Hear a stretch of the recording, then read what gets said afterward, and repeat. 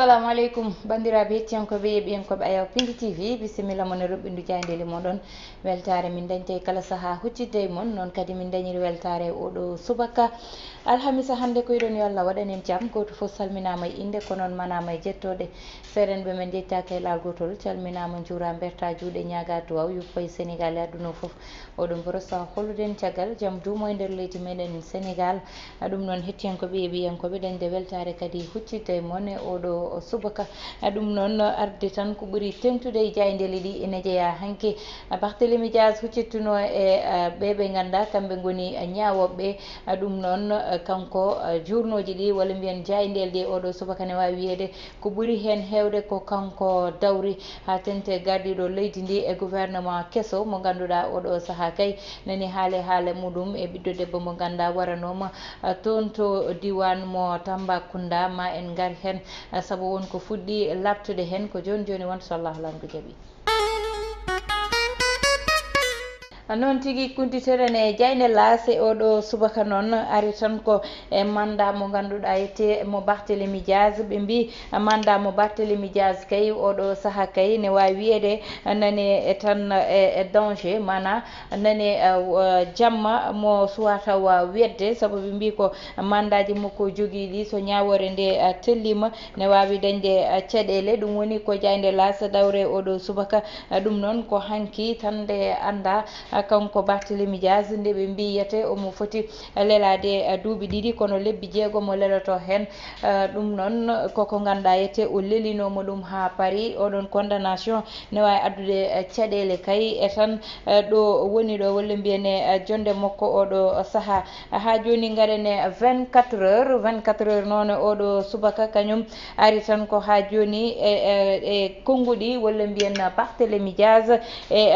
tan haala muɗum o wi noon o dillata o dirtata e place makko woni to mairie to woni to ganduɗa kañum woni assemblée nationale yoɓe nannu ɗum e koye mabɓe kono kala koɓe mbawi yaltude banggal ñawore tagatama ummade e place makko saabu omo andi ko ganduɗa ko ɗum ɗon yete ɓe parantamo ɗum noon ne anda koye tan affaire Ndiaga Diouf haala dañno ko ɗum ɓooyi seeɗa kanko Barthélémy Dias o fi kuure ɓe mbi noon kuural ngal wari goto e nervi ji ɗiɗon ɗum noon addi o kaɗo haala nden noon nde ñawore wanno ɓe mbino ko kanko Barthélémy Dias ma o leelo duuɓi ɗiɗi kono lebbi jeegom o foti lelade e kaso ha joni tan caggal e jayde 24 heures arti tan e ko ganduɗa ko kañum woni ko fayete e gouvernement kesso o e adduɓe hen konnguli muɗum nane nder jayde nde garen e jayde l'info noon arti tan e Barthélémy Dias wi ɓe mbiyete ko hebno Khalifa Sall nana yiiɗa kay faade Barthélémy Dias saabu ne anda Khalifa Sall ɗo banggal ñawore saabino o itta e place makko goɗɗo joƴƴina ɗon to mairie mo Dakar toyete ɗum ɗon noon kanko Barthélémy Dias ɓe mbi ko yanno e dow kay Khalifa Ababacar Sall nana uura faade makko kanko Barthélémy Dias caggal ɗum garene jayde bés bi le jour noon ɓe mbiyete ko tan cruel destin pour Barthélémy Dias ɓe mbi Barthélémy Dias ko yanno e dow Khalifa Sall ko ne wawi tigui ruttade yana dow makko saabu cour d'appel so tan holliti kañum cour d'appel holliti kay 2 ans walla duuɓi ɗiɗi ɗiwo fonno lelade e tan nde ganduɗa ko lebbi jeegom woni ko leloto hen ko heddi ko sursis ɗum ɗon noon ko ɗum gonɗini kanko Barthélémy Dias noon o darima tan gam wiide o koyngal makko o busata ɗum e tan ɗo toɗɗa amo joƴƴina ɗo so yiiɗi yo laamu andu ɗum kono kadi yo lawol andu ko way noon ɗum noon ko hollidde tan jaydel ɗi hande dawri ko Barthélémy Dias saabu actualité o ko Barthélémy Dias hanki huccittuno e tan ñawoɓe ka joni ɓe mbi kamɓe jayde li quotidien affaire Ndiaga Diouf e Barthélémy Dias kanko Barthélémy Dias o waɗa tan condamné wona fawa e dow makko ko tan wiyede yete oɗo saaha ko fawano e dow makko ko ɗum tan ɓe mbaɗi maintenir ɓe mbi professeur Saliou Diop kanko waɗa ɗum ko ganduɗa kañum woni président walla mbiyen kanko tan toɗɗa ɗo ganduɗa kañum woni société africaine de transfusion sanguine ɗum noon woni ko ganduɗa nani nder jayde nde ha joni goɗɗum ko woni nder jayde nde woni tan jokkodirde lengueji hakkude ministre des sports Matar Ba e tan Yankoba Diatara ɗum ko hanki wonno hanki noon o ƴetti lengueji ɗe o fawi ɗum e dow juuɗe Yankoba Diatara mo ganduɗa ko kañum tan ƴettiti place makko garani jayde quotidien le quotidien ɓe mbi gardiɗo leydi ndi Macky Sall roule à fond ɗum noon ko toon to New York to suuti konguɗe makko fanude ɗum e banggal ñamde yardu ko natata ko yaltata kono kadi eko fayi jangde e nder Afrique ɗum noon ɓe mbi yete ɗo joni Amadou Ari kay darde koyde tidde kanko gardiɗo leydi ndi e ko ganduɗa kañum dañi townete ɓe mbi Moussa Bocar Thiam kañum kay holliti yette darde muɗum ɗum woni ko ganduɗa yete anane nder jayde quotidien le quotidien ɓe garti ha joni tan eko fayi e banggue Barthélémy Diaz mo ganduɗa oɗo saaha kay kañumne banggal yette poste uji muɗum kulol nana hen e banggue makko jayde l'observateur kañum noon dawri tan ha joni arde interview moɓe dañde DG mo Marodi kanko DG mo Marodi noon Marodi TV kanko mataw koko ganduɗa yete film ɓe mbaɗino ɗum kono ɗeesi memde histoire walla probléme mo Casamance to yete ha saabi noon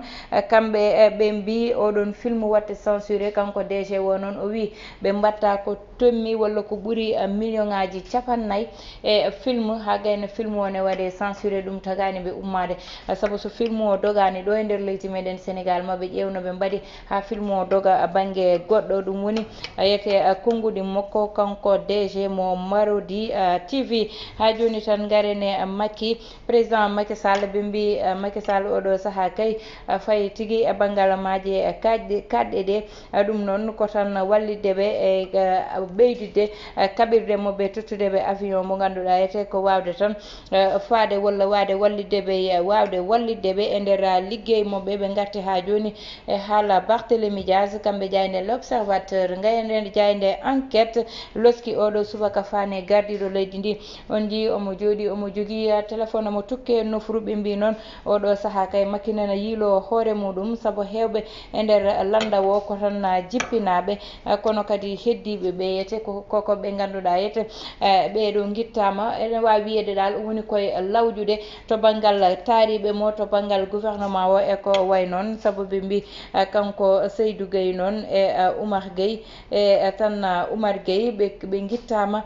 kono noon ko Yoro Dia adda e place moɓe Abdou Karim Fofana kamɓe tetti banggal ɗum ko ganduɗa kañum woni banggal haalaka ɗum noon ɓe mbi tan Abdoulatif Coulibaly e Yoro Dia kamɓene ɓe guittama e place moɓe artirira ɗon ko Souleymane Jules Diop wayno tan kanko banggal makko kay omo ɗeesi walla mbiyen amo faye banggal journaliste uji ɗi walla haaloɓe ɓe gam tan wawa ɓaɗitademo no fewi ɗum woni ko jayde enquête loski e oɗo subaka hande garene jayde libération noon kamɓe ɓe gari tan ko haalde mayde guel ɗo cukalel dewel ngel ganduɗa ko bara guel ni wiye Aminata Touré to ganduɗa noon ko kañum woni diwan mo Kolda kanko oɗo ɓiɗɗo debbo noon mataw tan nde autopsie o waɗa autopsie o holliti ko kay o fiya ko ganduɗa ne teddi sabu mbi ko objet contendant koni ko ganduɗa koko teddi ko ɗum ɓe mbaɗimo asame ɓe piimo yani kono kadi ɓe dutti ɓe juwimo ko way noon hawa wasi fittandu makko kono noon nde enquête o rewa to banggal téléphone makko to wonko holliti taw won pawaɗo junggo oɗo saaha won jopaɗo peɗeli ko ɗum tigui haala e nder jayde libération ɓe garti kay e camion bannoɗo jeeya to VDN to ɓe mbi cukalel gorel ngel o dañi tan ko duuɓi nogas e jeeɗiɗi omo notoya inde Serigne Fallou Dieng ɗum noon ɓe lawol fawimo junggo oɗon accident noon wari yimɓe ɗiɗo mbasi hen pittali mumen o wi ko kanko cukalel ngel ko frein ji makko taƴi ko ɗum addanimo caɗele garene jayde stade coftal ɓalli uddata damal e oɗo subaka hande hande ɓe mbi Koulibaly e Mané kay ɗo joni ɓe jejjiti caɗele ɓe dañno caggal mabɓe ɓe goppi ɗum caggal e club aji mana caɗele ɓe dañatno e club aji ɓe mbi Sadio Mané kay nena ƴettita place muɗum e wonde tan e wonde mantiniɗo to banggal fettude e ko way noon goɗɗo kay ko ganduɗa nani hen woni hakkude Yankoba Diatara e ministre joguinoɗo banggal sport woni Matar Ba ɗum ɗo noon hanki ɓe jokkodiri lengueje ɓe tottodiri ɗum kanko Yankoba Diatara noon o wini amo yiiɗi match garowo ɗo pandiɗo match amical o yo tan Matar Ba ya waɗan daranomo toon koyɗe makko saabu yete kanko liggey makko mo yiiɗi tigui waddude hen junggo e fandu e Matar Ba ha joni tan garen e Moussa Niakhaté kanko ko tan kesso gaddaɗo e équipe nationale kanko oɗo ɓiɗɗo gorko noon o wi ko so tawi o ari équipe nationale ko Sadio Mané woni mo ganduɗa haalde e makko kay ha heeɓi ɓerde makko ɗum saabi o ari équipe nationale o hettiyankoɓe yeeɓiyankoɓe joni gudditen hello wonko noon tigui hettiyankoɓe yeeɓiyankoɓe ko ganduɗa ete ko kañum woni to banggal tan hello men wongo en batta sona arde accident ji ƴewtinteɗi nder leydi ndi accident ji kewɗi ɗi ha tengte oɗo accident dañnoɗo ɗa e VDN o ha yimɓe ɗiɗo mbasi en pittali mumen cukalel gorel dognanno camion o ha addi caɗele o wi noon ko tan camion o waɗi woni ko frein ji camion o woni ko wawano wadde contenir walla tan mbiyen ko frein ji ɗi e koye mumen kañum ɓoccitimo ɗum noon ina heewi dañde saabu won tan balɗe ɗe ko ganduɗa ete ɓooyani haydara to Soprim to yete ko noon kadi camion wardi soho gorko wasi fittandu muɗum yete saabi ɗum kadi ko gueɗe baɗe ni saabu o wino ko frein ji ɗi woni ko taaƴi ha saabi yete ɗum ɓocciti yaari caggal ha addi ɗe ɗon caɗele hande camion ji ɗi ko cukalon tokoson woni dognoɓe ɗum sukaɓe ɓe ganduɗa mataw expérience mumen heewani te ko camion ji ganduɗa ko camion ji ɓoydi camion ji ɗi ganduɗa hande so ƴewama e banggue aduna o ne wawi wiyede wiyata Sénégal tan kono ko Afrique tan heddori woni camion ji ɗi ganduɗa hen kañum watte leydi kañum lowete kaaƴe ko kañum watte gueɗe baɗe noon ina waɗa circulé e nder leydi ndi ɗum noon so tawi camion ji kam mbawa waɗede waylede walla ɗi darne complétement kam yo taw dognoɓe ɗum ɓe ko yimɓe wadɓe responsable saabu saaha foof ina ƴewtida so accident ji mbaɗi ni ina daña tawata ko cukalel tokosel wonno hen duuɓi 18 ha faya duuɓi 25 walla 27 ha faya duuɓi 50 tawata ko sukaɓe dal dognanno camion oɗon te hande camion ji ɗi ina anda yimɓeɓe e gonki mumen e no jogoto téléphone uji ɗi ina heewi addude caɗele e taliji ɗi saabu hande sa yi obstacle tawa aɗa wonno e téléphone ma haadema ummanade oɗon obstacle tawata ka yettima e dow mum ha caɗele gaari dognugol ngol ne yooɓe ƴewnoɓe dognirtani e taliji saabu cukalel comme ganduɗa hande ne wawi wiyede ɗo dogɗo a ala droit wadde dépassé naggam e kilométre